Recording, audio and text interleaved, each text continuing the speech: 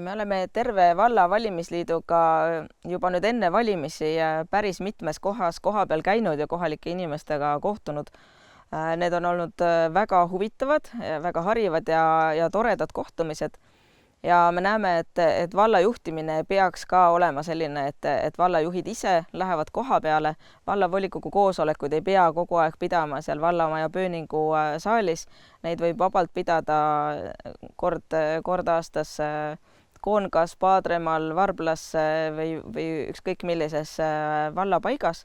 Me oleme näinud seda, et pärast nende väikeste valdade liitmist, pärast haldusreformi on hakanud ressursid kokku koonduma ikkagi Lihulasse ja piirkondade inimesed tunnevad, et nende ressurssi, nende maksumaksja raha ei kasutata ära nende piirkonnas ja samamoodi nad tunnevad, et nende enda panust ei väärtustata, sest et vallajuhid ei tea, mida seal kohapeal üldse teha saab.